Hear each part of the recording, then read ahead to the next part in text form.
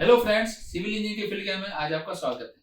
Friends, जैसा आपने देखा होगा, कई बार फ्लैट और विला के ऐड आते हैं, होर्डिंग्स लगे हुए देखे होंगे या ऐड देखे होंगे, जिसके अंदर लिखा हुआ होता है 2 BHK, 3 BHK, RH के, आर के। तो इन टर्म्स का मीनिंग क्या होता है?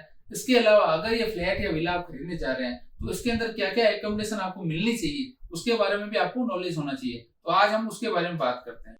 अगर अभी तक आपने चैनल सब्सक्राइब नहीं किया तो सब्सक्राइब कीजिए, पास में बेल आइकॉन है, इसको प्रेस कीजिए, लाइक कीजिए, शेयर कीजिए। चलिए शुरू करते हैं।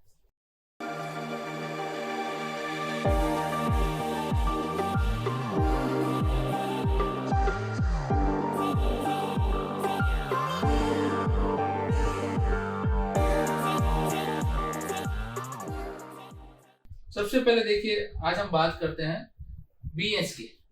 बीएचके का फुल फॉर्म क्या होता है और बीएचके के अंदर एकोमोडेशन क्या क्या आएगा उसके बारे में देखिए। बी मतलब होता है बेडरूम, एच मतलब हॉल और के मतलब होता है किचन। ठीक है, अगर बीएचके लिखा हुआ है इसका मतलब ये आपको ध्यान होना चाहिए वन बी, इसका मतलब एक बेडरूम होगा, एक हॉल होगा और एक किचन होगा। ठीक है, लेकिन एक टॉयलेट तो साथ में होगा ही होगा। तो बीएचके के अंदर एक बेडरूम, एक हॉल और एक किचन होगा। अब कई बार बीएचके लिखा होता है, कई बार 1 BHK लिखा होता है, दोनों का मीनिंग सेम होगा। 1 BHK लिखा है इसका मतलब भी 1 bedroom, 1 hall, 1 kitchen and 1 toilet होगा। और बीएचके लिखा हुआ तो भी इसका ये मीनिंग होगा।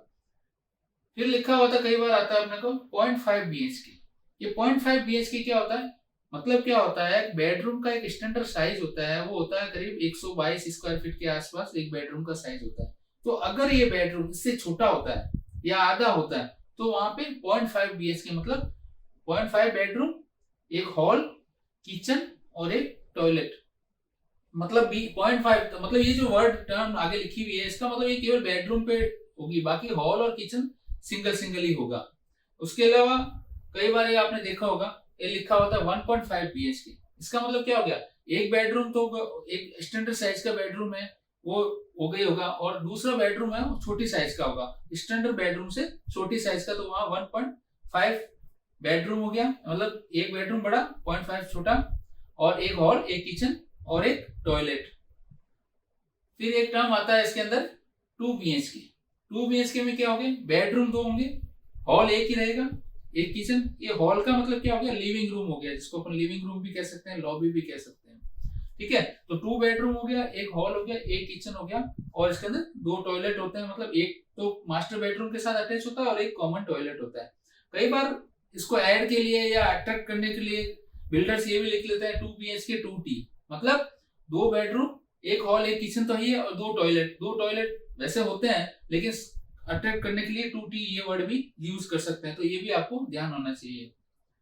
फिर वर्ड आता है नेक्स्ट 2.5 BHK। तो 2.5 BHK या 2.5 BHK 2T मतलब 2 बेडरूम तो मास्टर बेडरूम साइज के होते हैं, और एक बेडरूम जो होता है छोटी साइज का होता है, जिसको कि अपन चिल्ड्रन के लिए या गेस्ट के लिए यूज कर सकते हैं। और एक हॉल मतलब एक लिविंग रूम हो गया, एक किचन हो गया, और इसके अंदर 2 टॉयलेट हो गए। तो इसके अंदर 2 टॉयलेट तो होते ही हैं, लेकिन 2T लिख के अगर कोई भी बिल्डर ये भी लिख सकता है 2T मतलब 2 टॉयलेट है इसके अंदर। उसके अलावा होता है 3 BHK और 3 BHK 3T मतलब 3 बेडरूम होंगे, एक हॉल या जिसको अपन लिविंग रूम कहते हैं, एक किचन होगा और 2 टॉयलेट। इसके अंदर 3 BHK के अंदर 2 टॉयलेट तो है ही है। अगर 3T लिखता है तो उसमें 3 टॉयलेट हो गए, मतलब 2 तो बेडरूम के साथ अटैच हो जाएंगे और एक कॉमन टॉयलेट होगा। तो 3 BHK 3T भी लिख सकते हैं। कोई कोई में ऐसा भी हो सकता है 3 BHK 4T भी हो सकता है, मतलब 4 टॉयलेट होंगे उसके अंदर। इस तरह से भी ये हो सकता है। तो ये आपको ध्यान होना चाहिए कि इसके अंदर क्या क्या एकोमोडेशन आएगी।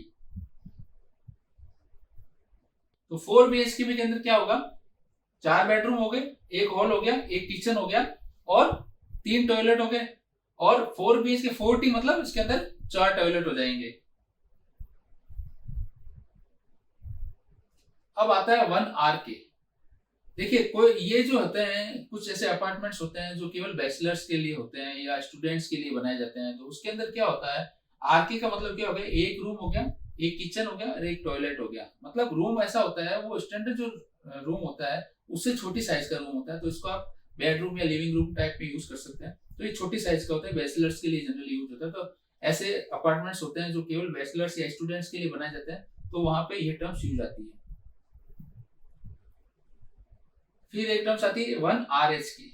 ठीक है, मैंने बताया था जैसे कि रूम अगर R लिखा हुआ है तो मतलब क्या होगा, बेडरूम और BHK और RHK में मेन डिफरेंस क्या हो गया कि जो बेडरूम BHK के अंदर जो बेडरूम होता है वो जो स्टैंडर्ड साइज होती है सपोज 122 स्क्वायर फीट है उससे बड़ा होना चाहिए। अगर उससे छोटा है तो वहां पे ये RHK लिखा जाएगा, वो रूम स्टैंडर्ड रूम से छोटा रूम होगा।